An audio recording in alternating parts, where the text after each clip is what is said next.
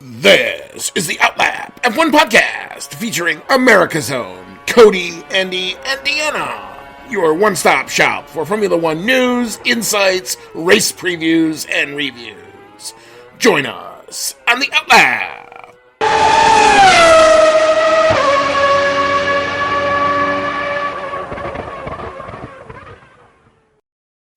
It is summer, it is hot, it is muggy. But we're not quite to the summer break yet, but the little mini break that we had, that's over with. It is time to hop back into our Formula One. You have found the Outlap F1 podcast. This will be season 7, episode number 23. It's the 2025 Belgian Grand Prix preview show. You've got Andy, and I'm along with Cody tonight. Cody is fresh back from, where were you going? You were telling me earlier? I went to the Formula One race. In fact, Formula One race, I wish. I went to the Formula One movie. It's like going to a race. It's going to lots of races. Yeah. I just got back like 20 minutes ago, so it is fresh in my mind to discuss. Nice. Yes, it definitely feels like the summer break here in the Chicago area because holy crap, is it hot and disgusting. And yeah, it's like an oven. Love it. Apparently the term, which I didn't know existed, I've lived in the Midwest in this part of the world my entire life. Apparently we have to blame corn sweat. Yes, that is a real thing. I did not realize actually until myself recently. I'd heard the word and I was like, that can't be real. Apparently, we grow so much corn here in the Midwest that it actually changes the weather. And I hate it. It's so... Yes, I know. Today was bad. Tomorrow's supposed to be the worst of it. And then it's supposed to be a little bit better, hopefully, for the weekend. But that's not why you've joined us tonight. You've joined us because you want to talk a little bit about some F1. We've got a lot. We have a totally full docket on the table for you tonight. So welcome on in. We are glad you are here. You can find our show, as always, on Blue Sky, on X, on Instagram, sometimes on Discord, sometimes on Reddit, and, of course, here on YouTube at Outlap F1 Podcast. Single handle for all of those places is the handle for all over those various platforms.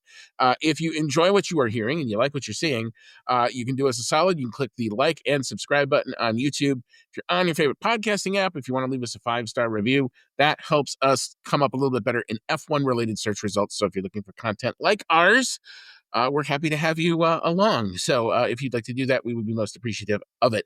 You can email the show, outlapf1@gmail.com. We'll get your messages to the two of us.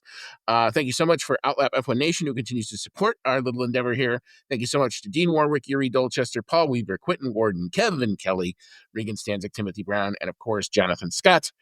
If you'd like to, we're not asking you to do this, but if you would like to, we do have an Anchor page for a monetary donation, $1 or $5 if you want to. You don't have to do that. All that would do is help us put some money back into the show, keep our recording platform up and current, keep all our equipment up and current as well. All right. Well, I guess we'll hop into the news, and the good news is absolutely nothing happened since the British Grand Prix. Wrong. In true Outlap F1 podcast fashion, at least they let me get the British Grand Prix review show out before they did this. But had I waited one more day, it would have done it again. Titanic story breaking over the break. Christian Horner, who I would have dubbed AKA Mr. Teflon, apparently is Teflon no more. He is out at Red Bull. Oh my gosh. Lauren McKees, who was in charge of the Racing Bull team, has replaced Christian Horner with immediate effect. Alan Permain takes over for McKees at Racing Bulls. There's a video of Christian Horner basically telling the team his fond farewell, and his quotes from that were, "I've had a chance to reflect over the last 12 hours," because that's apparently all the notice that he got, and wanted to stand in front of you all to break this news and express my gratitude to each and every single member of the team that has given so much during the last 20 and a half years. When I arrived 20 years ago, there were a few less gray hairs.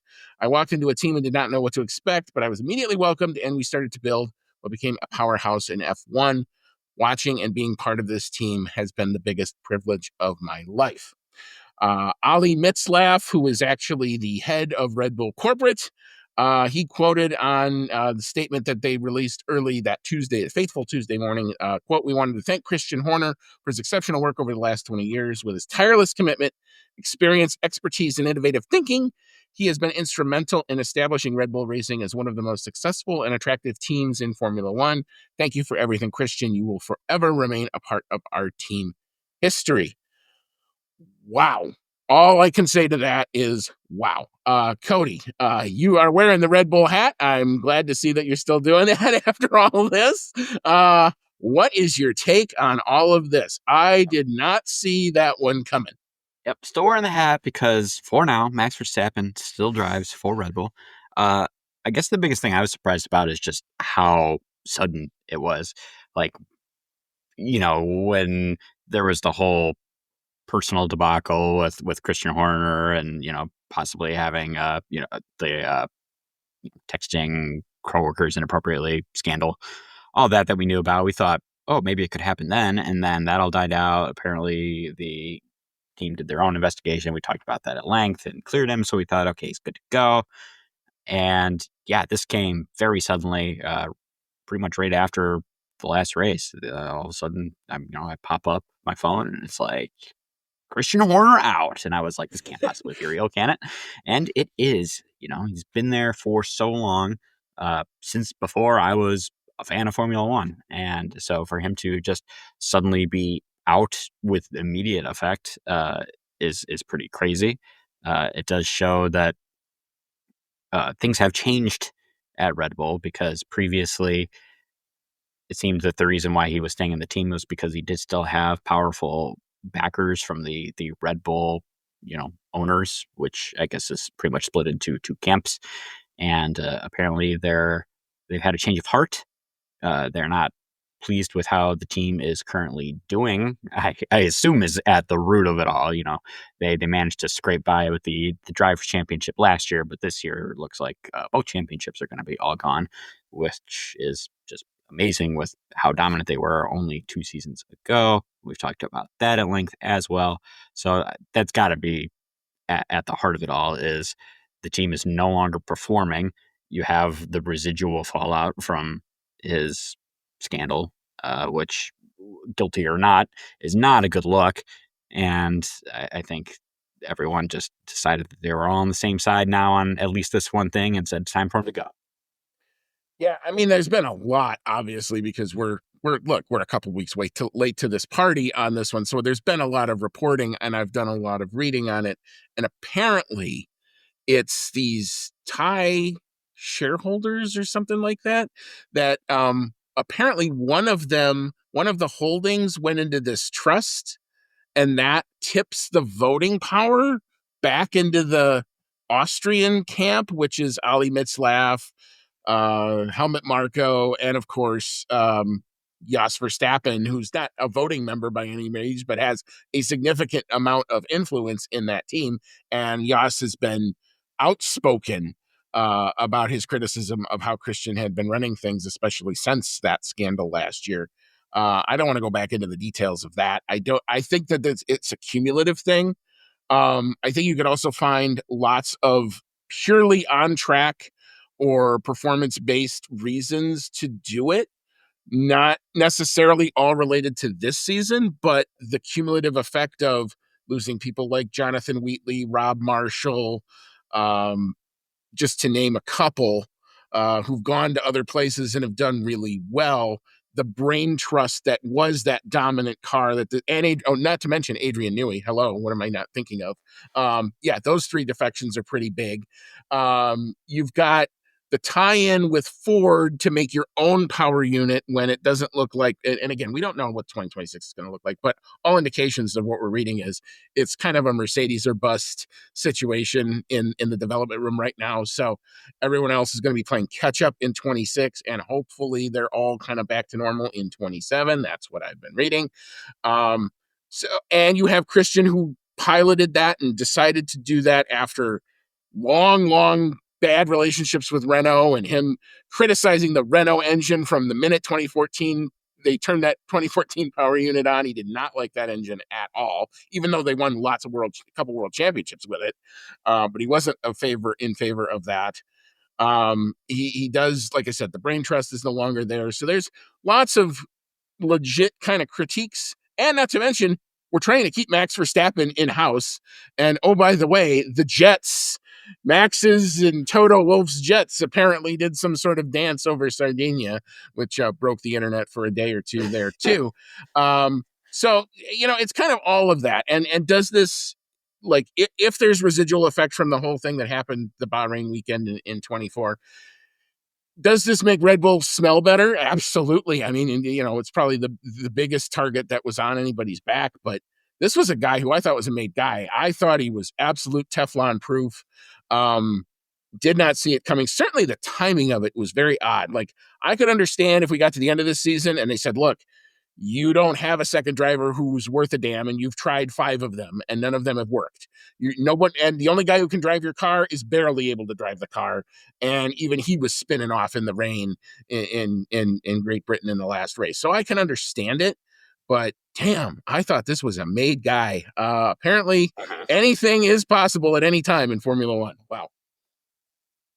20 years and you don't even get to make it to the end of the season. You're given the go right in the middle. Yeah. Yeah, like it is the Piranha Club. I mean, there's already been rumors. Now the current situation is he's still a Red Bull employee. I think he's got his contract runs, I think, until 2030. So there's going to have to be, if he is to come back in another team, and there's already been rumors, like he's been talking to Alpine, and Flavio Briatore, of course, is looking for somebody other than himself to be running that organization. If that ends up happening later down the line, it may be because, but there's going to have to be a gardening leave. There's going to be a buyout. So the road back is a bit long for one Christian Horner. But yeah, just proof that you never know what's coming.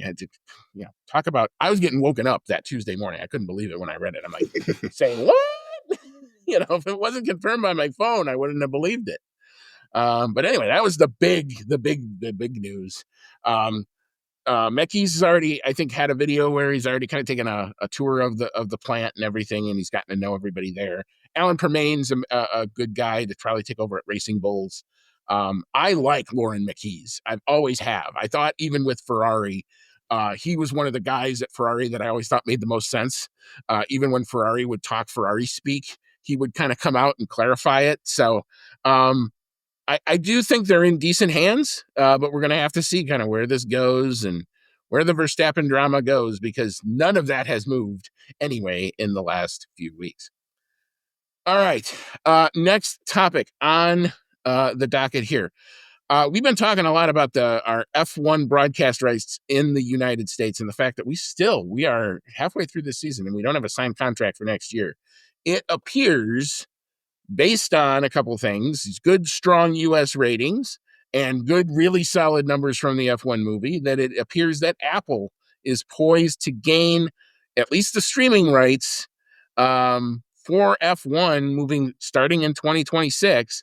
They have submitted, apparently, the report is a $150 million bid for those rights. The ESPN bid, such that it is only around 90 million. So 150 is more than 90. You can kind of see where this is going to go, even though it hasn't been announced yet necessarily. A couple things to note. The good news of all this, and I'm going to do my rant in a minute about the casual fan and why I don't think this is a great idea. But the best news is F1 TV in any guise of this is supposed to be unaffected. FOM wants to keep that independent as an over-the-top broadcasting entity for the U.S. They're not going to block your F1 TV in the U.S., so all our subscriptions will not be in vain. They will take both sides of it, as any good company should. But at least we have that to make sure we have a base with which to watch. Cody, what's your thought on this? I mean, until now, Apple's biggest streaming rights has been MLS, and can you count on your hand how many MLS games you've ever watched on that platform? Because I can't. None ever. In fact, I've watched very little on Apple TV as it is. Right. I don't know. It's from Apple's side, I guess it really makes sense because with how popular it has become here, it makes sense that you would want to use that as something to draw people to your platform. I just, like you said, for the casual fan, it's going to kind of suck because, so many people got ESPN as part of their cable package. And I know cable packages have been on the down and all that, but I know a lot of more people who have access to ESPN than they do to Apple TV. Uh, there's shows I want to watch on Apple TV and I still won't pay for it. It's definitely not definitely not your most popular platform. It's not Netflix. It's not Hulu. So, I feel like it's going to be a little restrictive to the casual fans. I don't know how many casual fans are going to be like, "Ooh, I got to get Apple TV now." Uh, for us hardcore fans, it's great that F1 TV will still be around because I love F1 TV. I mean, sure, it's you split it over the course of a year, and it's always worked. It works very well actually now that there's a TV app. Get to run it right through the TV. It comes through crystal clear. I've never really had any issues with it. So, in my humble opinion, that is the way to go. If Apple does end up winning this, unless there's some other one show, there's some Harrison Ford show my wife likes. I'll That finally get to on watch Apple Ted TV. Lasso. Yeah, there you go. Yeah, I mean, I guess there's something that could pull you out over there, but from Apple's perspective, yes, it is a good idea. Yeah, I mean, it's great for them. I mean, they're going to get a marquee property at its probably market high. It's good for FOM. It's good for the FOM stock. Like I said, 150 is clearly more than 90, so I get it. But I look at what the recent experiment with even a bigger platform, though, what NASCAR did. Like they took 7 races that normally are kind of in the middle and they don't necessarily always have the same broadcasters anyway. And they put it on Amazon Prime. And I will give Amazon Prime a lot of credit. I watched a few of those races on there. Their coverage was great. It was actually a lot better than the Fox coverage. I learned stuff about NASCAR that I didn't know, and I've been watching that for a very long time. So I was actually quite impressed with how they did it. But it's hard. It's a mind shift for people my age and older to have to go find it and then to not be able to hunt around during the commercials, which of course there's still a lot of. Now, I do believe from what I've read about this is that F1 broadcasts will only have the same commercial breaks that they do now on ESPN, meaning that there's commercial breaks in practice, there's some in qualifying, but there would not be a commercial happening during the race, which is a win for all fans, because the second you start doing that, we're regressing and we don't need to go back to that. So that's good. But it's going to be interesting to see what it does to the numbers in this country, because the numbers in this country are continuing to get better, particularly versus its compatriot in IndyCar. F1 is kind of almost 2-1 right now, and it has an advantage over the homegrown stuff that's on in the middle of the day. So it's clearly the fans have made their choice, or are making their choice as to where they want to go experience the racing. I mean, I watch both. I enjoy both. I'm not taking a stab at IndyCar here. IndyCar's got its own issues. That's a different podcast. I'll cue that sound and we can do that another day. And I can go fix IndyCar, but that's not what we're trying to do tonight. That said, I'm worried about this being the hump. Like it feels like we can only go down from here. And I get the natural inclination to want to take the money and run. I just hope we don't end up regretting this 4 or 5 years down the line when we're trying to get back to the same numbers, if we're lucky, that we get to now. It would be So nice, though, for our tickets to get just a little cheaper. that's true. That's true. I'll take that for sure. That would be nice. But yeah, we'll have to see kind of where this goes. We'll continue to follow it. It obviously hasn't been announced yet, but it does certainly look like the U.S. will be heading to Apple TV for its streaming rights. I mean, like I told you before, I'm going to be unaffected by it. I'm going to watch it the same way I do now. I've got all my little sources out there that will get me the content that I want when I want to get it. But it's a pain in the butt if you have to physically go find something. I think as just a consumer of sports in general, like this is, I think, the second year I used to, every July, I used to wake up and I'd go to work and I would watch like parts of the stages of the Tour de France because it would be on in the middle of the morning. I have to go now to a Peacock app. I have to go search it, go to sports, find it to find the exact same stuff that used to just be on my cable box. So I can't, and the other thing is I can't flip from it back to the news while they're taking a break and then back to the stage. It's just annoying. It's just the way I watch TV is very different. Maybe I got to get with the times. I don't know. Whatever. Old guy, old rant. I'm done. Anyway, we'll move on to a story that, Cody, I loved when you sent me this text. When you said, every now and again, sometimes I may be a blind squirrel when it comes to F1 news, but every once in a while I have a good idea. And somebody out there, listen to me, dang it. Tim Mayer has put his hat in the ring and will challenge Mohammed Ben Sulayem for the FIA presidency. Excuse me while I do a little victory lap here. I hope to God he wins. It's such theater if he wins. He put on a presser that everybody who walked out of there said, that's what a president looks like. That's what a president sounds like. He's got a long way to go because obviously MBS has put people in place and he's gotten rid of a lot of his detractors in the FIA over the course of his tenure. So it's going to be an interesting thing. He's got from now, I think, until mid-October. He's got an uphill battle to climb, but I thought coming out the gate, he came out at the gate about as strong as he could. Yeah, this one really cracked me up because I think we've actually got the wisdom on record because it was actually on a recording. Yes, it was not long before this news came out that you were thinking like, hey, if I was going to pick somebody, I think it was when we were talking about Carlos Sainz, a senior dropping out of the race, where you're like, if I was going to pick a guy to go up against MBS, it'd be Tim Mayer. And then, yeah, like a week later, I saw this article and I was like, God damn, like, knows the shit. So, yeah, he definitely would have my vote. As you said, though, it is going to be a toughie because MBS has built the house of MBS around him. He's, pretty much got a whole bunch of yes men around him now who are going to vote for him to maintain his position. So I don't know if that happens. I don't know. I know that the drivers and teams are not clearly a big fan of him, so I don't know if they would have to become more vocal themselves in a bad way to get things to change. I mean, they have a lot of power.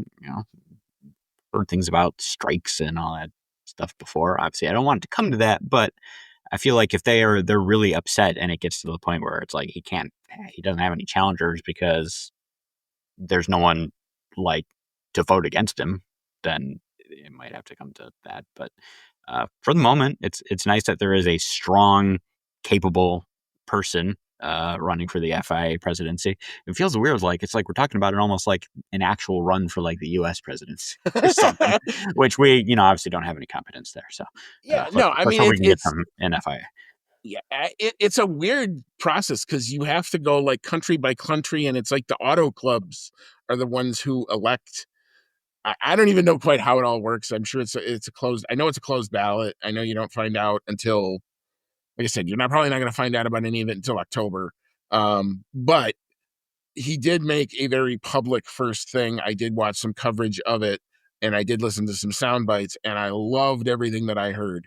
He sounds like a smart guy. Yeah, no, this is a guy who, if you've ever actually listened to any of his interviews in the past, I remember him talking about like the laser pointers on how to measure exactly where the bollards and stuff are supposed to be. And he's a rules nerd. He's exactly what they need. That's exactly it. I can't be that bad. He can be that bad. And go ahead and do that because that's what he should do. It's like there's a role for him in the world. This is it. So I'm hoping to God it happens. If there's anybody who listens that knows anybody at an auto club, put an elbow in for Mr. Tim Mayer. I will be most happy. And I think we will all, as fans of motorsport, be very happy as well, should he get in. But he's got a long way to go. All right. Well, since you just came back from the F1 movie, we can finally have our little discussion. Spoiler alert now. If you have not watched it, this would be your time to stop. I may even put the timestamp. So we're about 24 minutes in. We're going to stop. So stop there. I will tell you on the back end of this where to pick up when we're done so that you don't get any of the spoilers if you haven't seen the movie. But here's your last warning. 3, 2, 1. All right, here we go. Cody, thoughts on the F1 movie? I'll let you go first. My overall thoughts were, if I was not a huge F1 fan, I would have thought it was pretty bad, personally. Wow. Now I will say, like, the stuff that you're going there to see, like the on-track stuff, like, like the car battles and the going around the track and the little snippets of the drivers and the teams and all that stuff, like that side of it was great. It looked great. It sounded fantastic. Like that part was very exciting. I found everything besides that to be very cheesy. Uh, That's it's a very fair. cheesy story. That's fair. Yeah. It's very predictable. The what was I going to say? The characters are not very deep. I think Brad Pitt's character is pretty fun, but it's exactly what you expect it to be. I'm the old has been driver who's got a shot to come back, and like, oh, you got no options left, and that I remembered where I was going with this now. If you are a serious F1 fan, you're gonna poke so many holes in this movie. I did that the entire time. I was like, that's not how that goes. That's not how this goes. And I feel like they took some time to explain some things to, like, people who are not F1 fans or are casual F1 fans. And it's like, I don't need you to tell me what DRS is. I know what that is.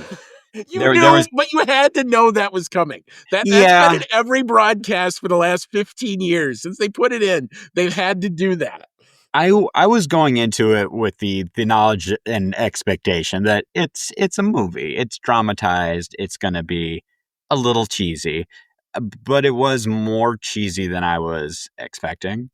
Um, the Some of the more fun holes that poked in it for me was, you had mentioned before that they do something with the calendar that I Yes. was going to be weirded out by. And I had totally forgot about that comment until it happened. So if you've seen it, it's like they're going through, the whole story takes place over the second half of the season. The first half of the season, the team is never scored a point, which I'm going to get into my holes poking in that in a second. I got a whole list of stuff because it's fresh, man. But so the whole movie takes place on the back half of the season. It starts with the uh, British Grand Prix, and they go through Britain, they go through Hungary, they go to like Zandvoort and stuff like that. I'm like, okay. It's going to it goes to Mexico. So I'm like, okay, we're like getting near to the end of the season here. And then all of a sudden they go to Spa. And I was like, what? I'm like, Spa comes before all this. I'm like, I get why you wanted to throw it in there because Spa is iconic and that's where we're about to go. But it did seem a little weird how that was shoot in that way. I guess the biggest thing for me is also going into this with the expectation that it's a movie and it's not going to be super hyper realistic, but still, even a casual F1 fan will be able to tell you the likelihood of a team getting 0 points in the first half of the season, having 0 points in their last, whatever they said, like 3 years of existing as a team, having that occur and then suddenly having some magic upgrade that's going to take you into like top 5 podium contention on the regular and getting like a win at the end of the season, like beating Hamilton kind of on merit, which they totally did Hamilton dirty again in Abu Dhabi in this. Well, So, he did it to himself. He's the one of the producers. That's the best part yeah, of it. but yeah, it's just that to me, that was like hyper unrealistic. It's like, really, like, even if you just watch F1 a little bit, that really is like, it's like a 0.5% chance of that ever happening. Right. What did you think of it though? I mean, there are definitely moments. I'm more positive on it than I think you are. And I think you're just coming out of the theater and I don't know what your expectation level was. My expectations were actually fairly low because the latest iteration that I've had of a racing movie that I was really hyped for was, believe it or not, this is going to show how old I am, was Driven, which was Driven was just, good. I liked Driven more than this, in my humble oh, opinion. there were parts of Driven that made me want to gouge my eyes out, especially when they're racing around Chicago in cars that couldn't exist. But anyway. Wait, am I, maybe I'm That was mistaken. the IndyCar one with Sylvester Stallone. Oh, okay. No. I'm thinking of a different movie then. What was the one that's about Niki Lauda and James Hunt? Oh, shoot, that's the one that Ron Howard directed. Yeah, that one I liked. That's what I thought you were Yes, talking no, about because I forgot the that one, movie. that's a good movie, and you should go see that one. Even though I can't freaking think of the title of it, I'm gonna Google that. While I'm talking, can you Google that? We'll do some spot Yes. producing here. But anyway, my bar for this was actually fairly low. There were a lot of things that I kind of had to sit back and kind of just smile and nodded for, and I went, well, that could happen, but probably not. The movie you Like, were thinking of was Rush, by the way. thank you. I knew it had a title, Rush, exactly. Um, that's actually very realistic and very true to form, and I thoroughly enjoyed that, and you should definitely go watch that one. But my expectations were pretty low going into this, so are there moments where I kind of sat back and kind of giggled to myself? I said, yeah. I said, the first thing that actually made me do it was right at the beginning when they showed the times. Now, we just went to Great Britain, so I'm just coming off of watching qualifying times, and I know what those are. And I'm like, you're 4 seconds slower on your lap time. How can you be purple with a 29 when purple sector we just watched it was a 27.4? Like, See, you're going even more hardcore F1 fan well, into that that because, was like, I didn't even notice that. yeah. I mean, it's stuff like that. The end was another one. The red flag situation, and then they said they're trying to explain it, and they go, "Well, you had 10 minutes to fix the car." No, you didn't. You had until 10 minutes until after they were done fixing the barrier to fix the car, because that's not how that works. You get all the time while they're fixing it to do whatever you need to do, and then they give you the 10 minutes, and you have to get back. So there would have been an opportunity, like if the repair wasn't going well, that would have been dramatic. Yeah. But instead, you make it to like, and oh, it's a flawless repair done in 10 minutes, and it's a brand new car, even though it had already spun out and hit the wall.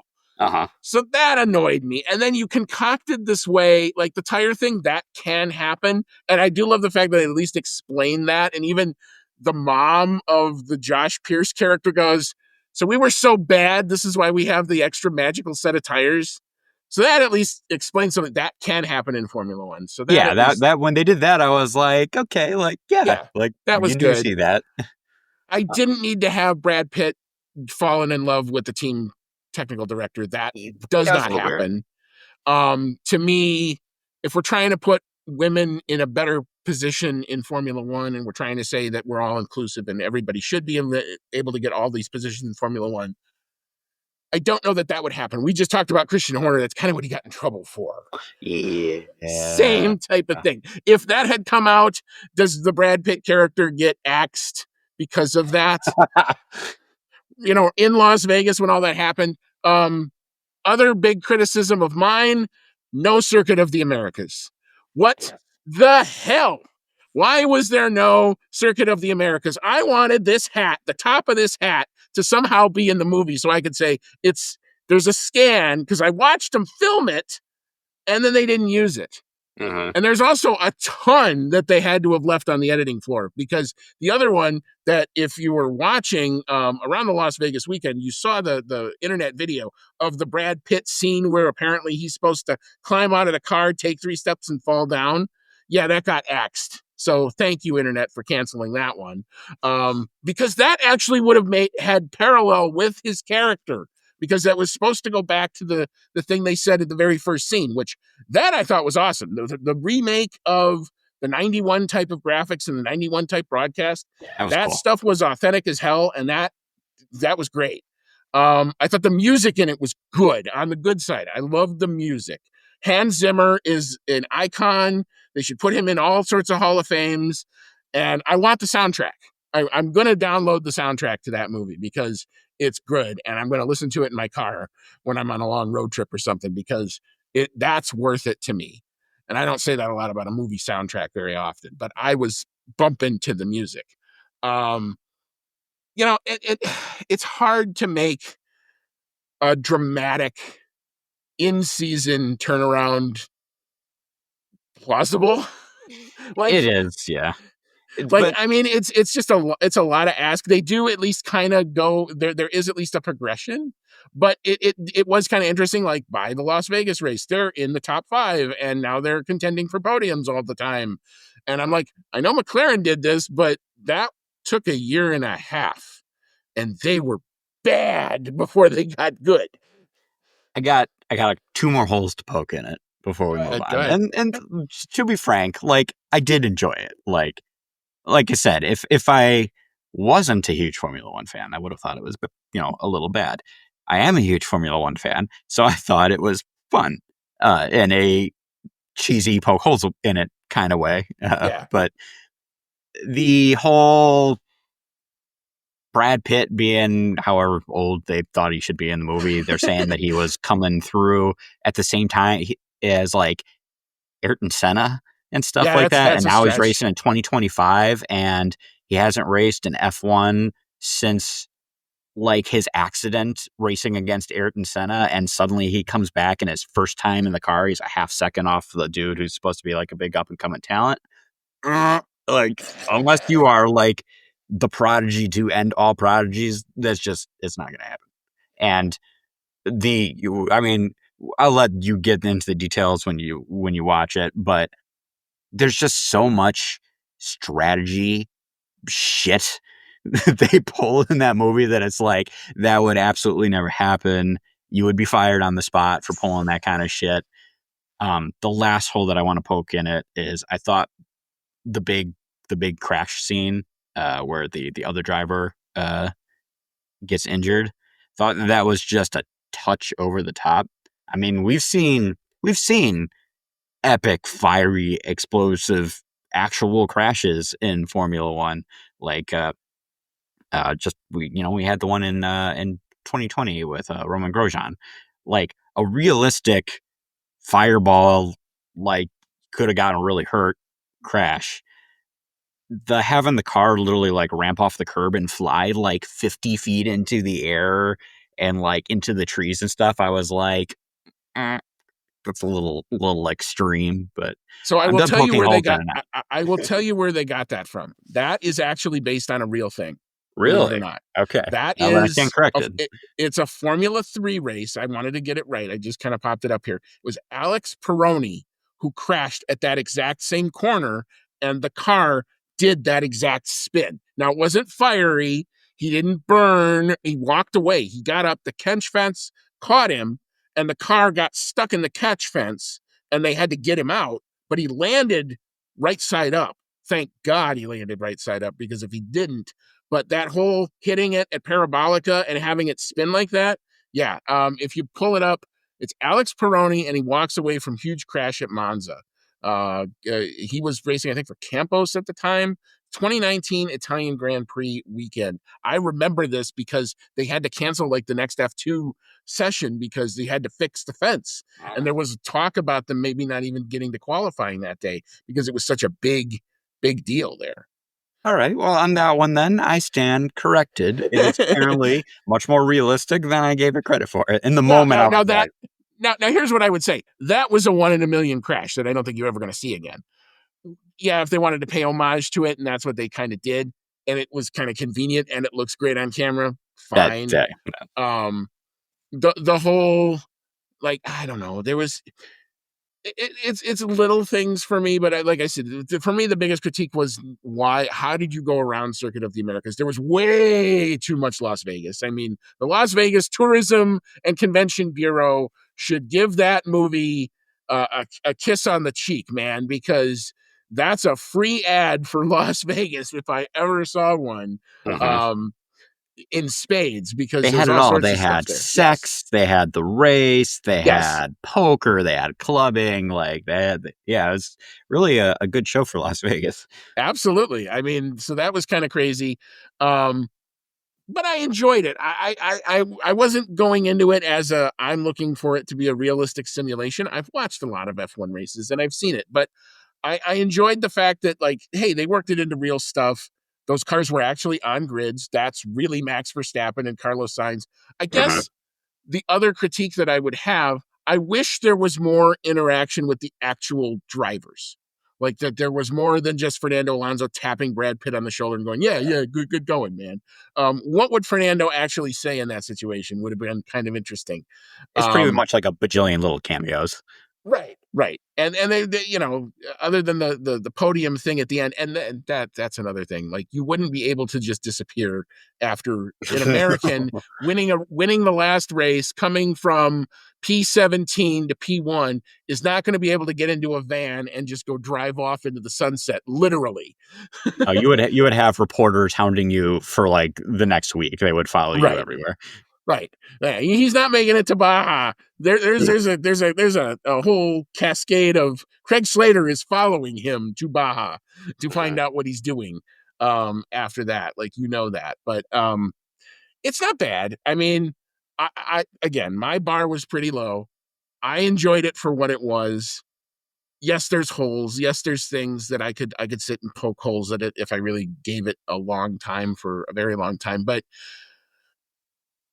not to mention the thing at the beginning, at the 24 Hours of Daytona, yes, they blow off fireworks. Yes, they are in the background of the back straight. No, they don't actually hit the track. And no, they don't do it at 2 a.m. Yeah, I thought that was a little over the top with the fireworks like exploding onto the cars and stuff. I was like, really? Although they were doing it to, what was it, like Led Zeppelin. So like, oh no, when that was going on with the Led Zeppelin playing, I was like, okay, cool. Yeah, the music totally put that into my veins. I loved it. But yeah, I mean, it's a good time. I will own the next iteration. I will certainly own a copy of either the DVD or the Blu-ray or the something or the digital download. Even if I have to subscribe to Apple TV to watch Formula One, I'm sure the movie's going to come along with it. So there we go. That's probably how I will end up owning it at some point. But and I think it does kind of give a little indication of what I think Lewis Hamilton went through as a young driver first coming up. He was put into a big team. He's trying to please everybody, not trying to find his feet. He's listening to his manager. I think that rang very true. The relationship with his mother and all that other stuff that I enjoyed. The Josh Pierce arc is predictable, but fine. And I think maybe you get some insight into the background of what everybody does when the cameras aren't on. So that was kind of interesting. But anyway, that's the F1 movie review from us. I don't know if you want to give it a star value. I would give it 3.5 out of 5. I'd give it probably like, I'll be generous. I'll give it a 3. I was thinking 2.5, but I'll give it a 3. All right. Well, good enough. All right. Well, that is the end of the spoiler. So 24 minutes to 42 minutes. If you've stuck with us this long, we're going to now take an actual quick break. We'll re-rack. We will then turn our attention because there is a race. There's a sprint weekend. I forgot about this. There's a sprint weekend on offer. So we're going to get into our Belgian GP track facts. We're going to talk about the weather because the weather is going to play a role this weekend for sure. We'll then talk about our predictions into what we think is going to happen, and we'll tell you when and where you can find your F1 in the United States this weekend. So come on back. You will not want to miss it. You are listening to the Outlap F1 podcast, and we'll be right back after this quick pit stop.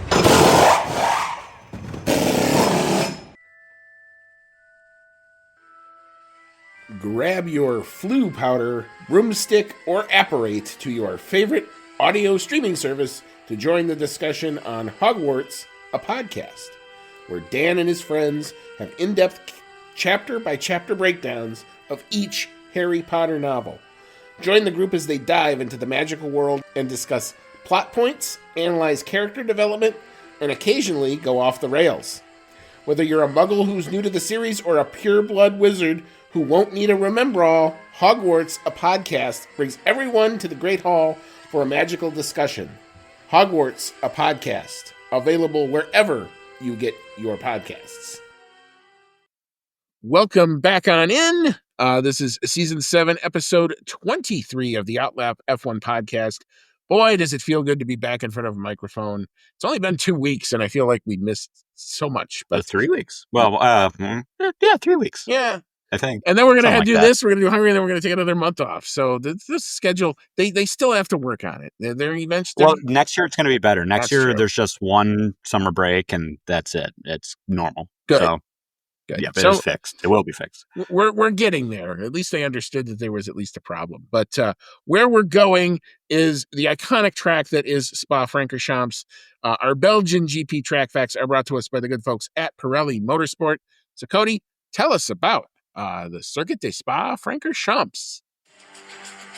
Formula One returns from the mini summer break to go to the legendary Circuit de Spa-Francorchamps, located in neither Spa nor Francorchamps, but Stavelot, Belgium. Number of laps around the circuit for the Grand Prix is going to be 44, and the length of the circuit, I believe, is the longest on the calendar at 7.004 kilometers. That's 4.35 miles, and the circuit consists of 19 turns.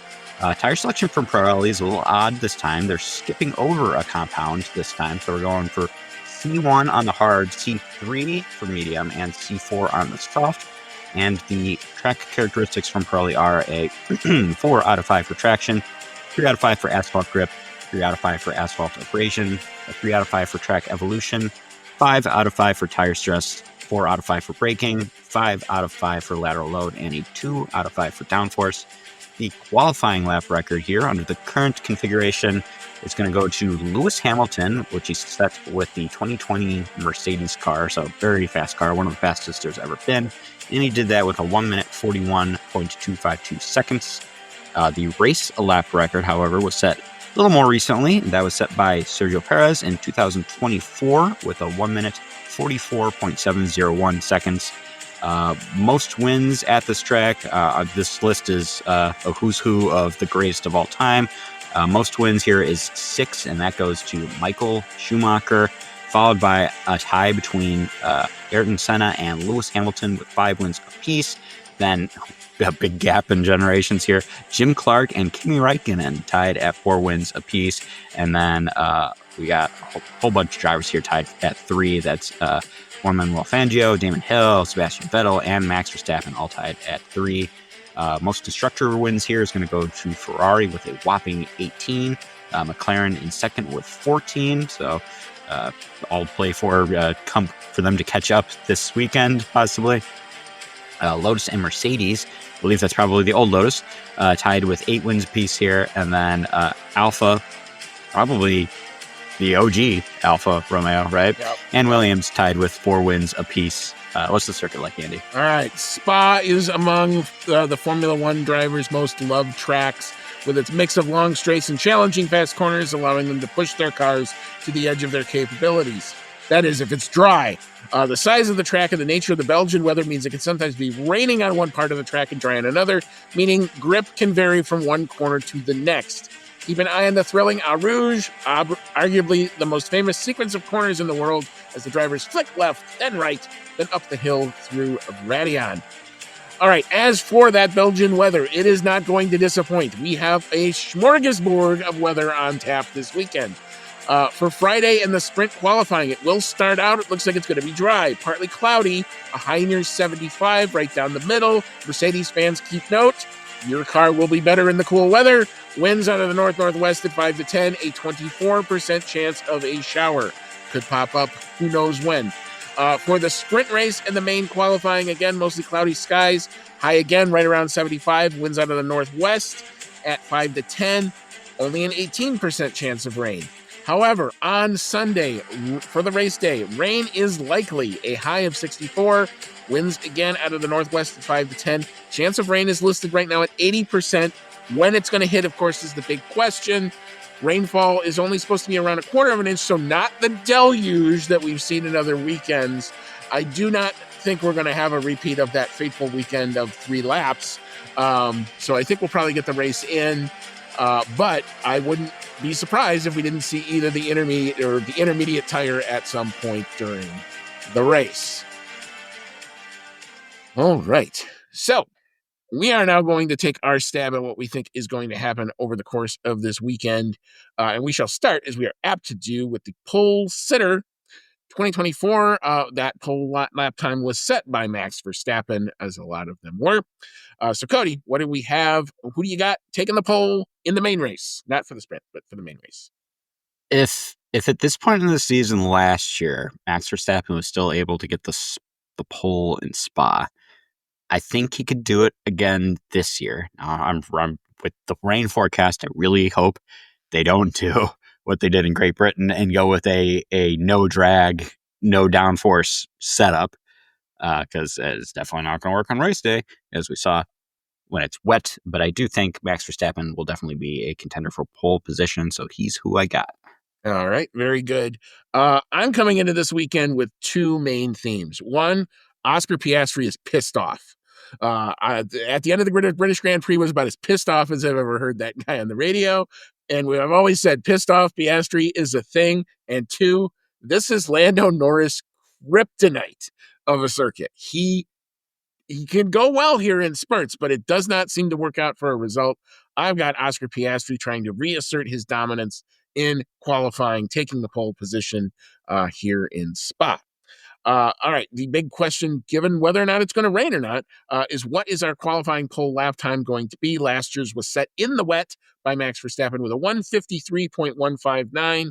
I'll go first on this one. Since the weather that I have, and it's interesting you mentioned when you did the track breakdown of the town, I kept having to find the town.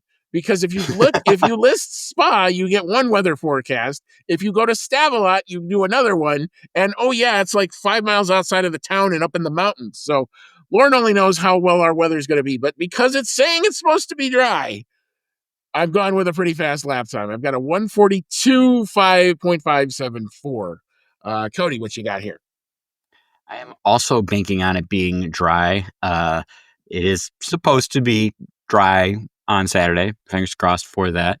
I actually had to do a little bit of research to find a decent time to go off of, because the last several qualifying sessions, be it for the sprint or regular race, have been wet at some level. So I had to go back a few years to find a dry session to go off of. I'm actually going to go a little faster than you with a 1 minute 41.846 seconds.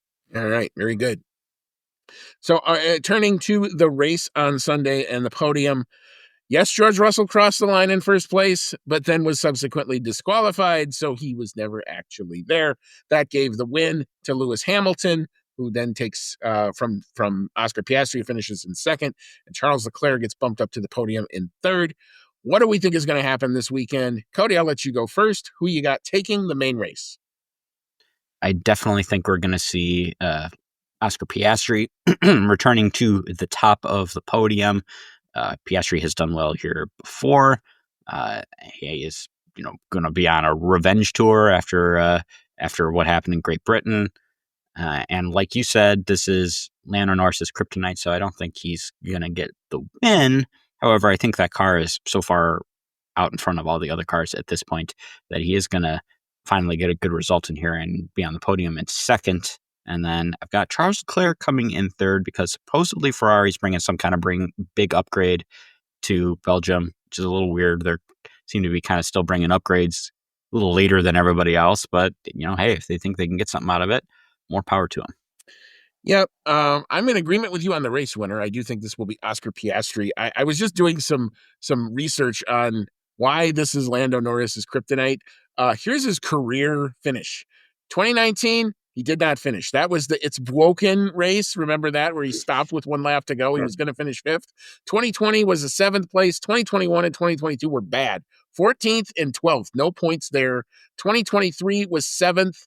After the McLaren car was in that weird rain setup, and it only rained for like a portion of the race, and he was down in 15th and then rallied to 7th, and that's as far as he could get. And 2024, believe it or not, was his best career finish there, and it's only good for 5th.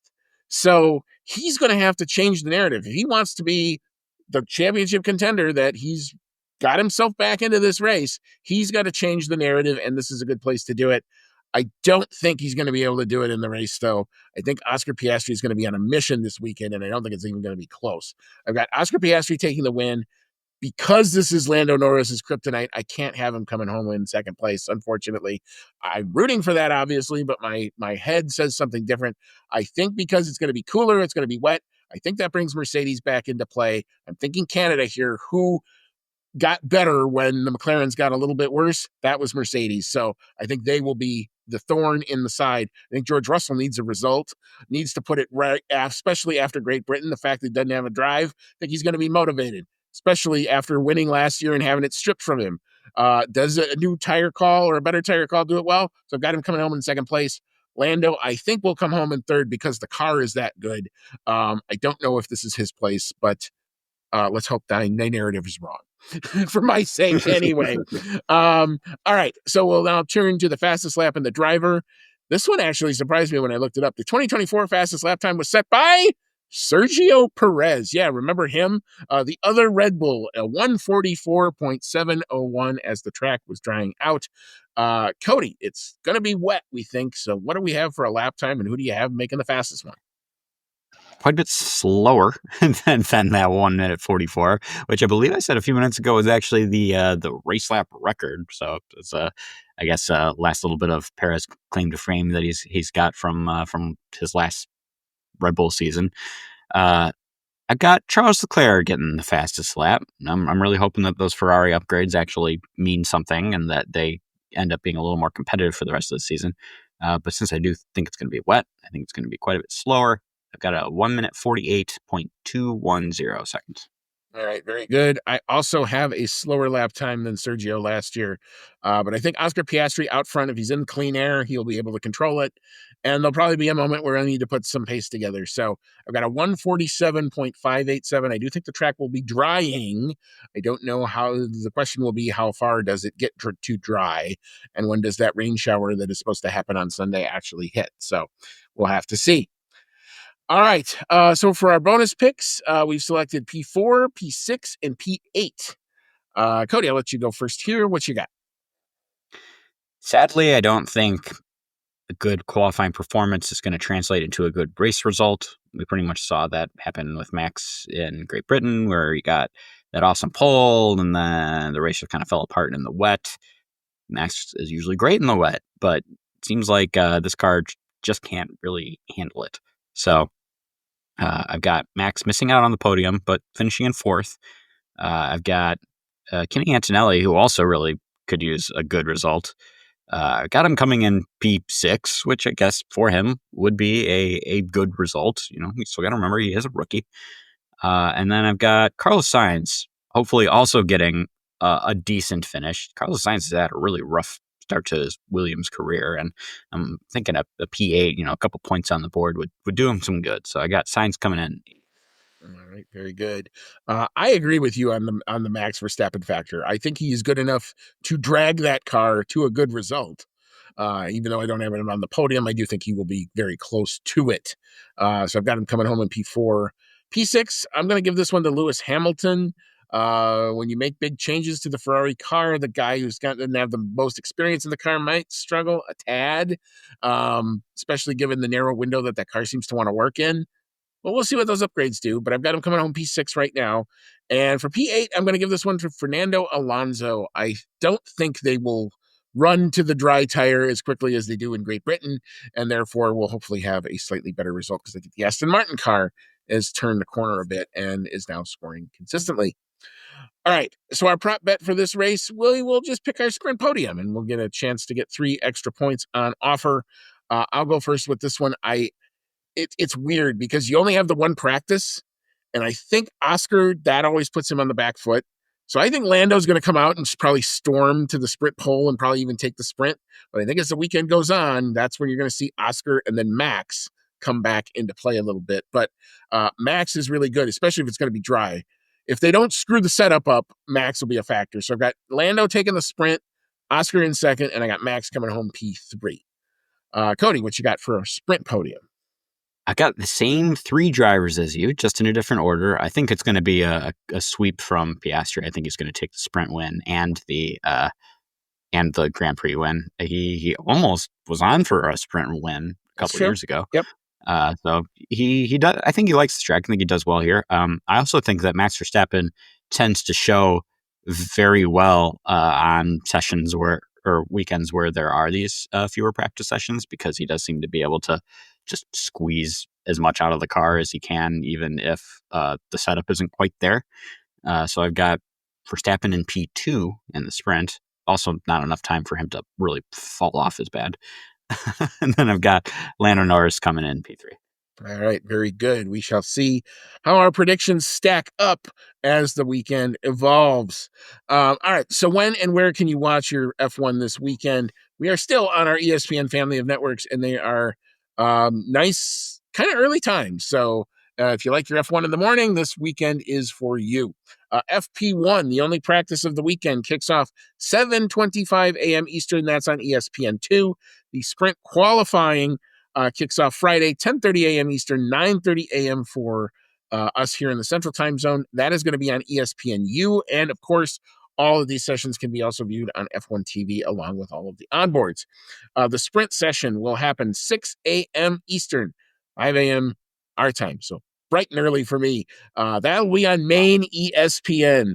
The qualifying for the main race then kicks off a couple hours later, 9:55 a.m. Eastern. That will be on ESPN2, and the main race kicks off standard European time for that one, 8:55 a.m. Eastern, 8 o'clock for us, 7:55 a.m. Central. That will be on big ESPN. All right. Well, I'm excited for it this weekend. It's always good to have it back at it. It does kind of feel like the end of the mini summer break, especially because this is always where Spa used to always come in at the end of the summer break. It's when we kind of get back into the spirit of things. So looking forward to a fun weekend. Keep tuned to our social media throughout the course of the weekend. If any news breaks, if we get any Max Verstappen news, we'll definitely send it on to you. The hot rumor is he's probably not going anywhere now, but we shall see what happens. Of course, the second we say that, true Outlap F1 fashion, podcast fashion, the story will blow up as I'm posting the race review. That's my prediction for that one. But anyway, for Cody, any final thoughts before we head on out? Just that if we hear anything weird and crazy about Max going to Mercedes, I think it'll happen around Zandvoort. At this point, I don't think it's going to happen. But if it does happen, I'm going to need to get a new hat again. So that would be true. Watch Cody changing hats all over the place. But we shall see what happens there. So for Cody, it's been Andy. Take care of yourselves out there. And as always, folks, we'll be back on Sunday to recap everything. And as always, folks, may all your laps be fast.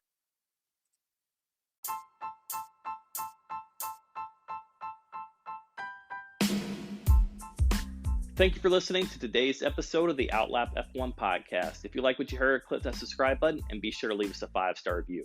If you want to connect with us outside of the show, check out our website at www.outlapf1.com. Find us on Twitter and Instagram at OutlapF1 Podcast, or email us at chatnow@outlapf1.com. As always, thank you so much for your support, and we'll see you on the next one.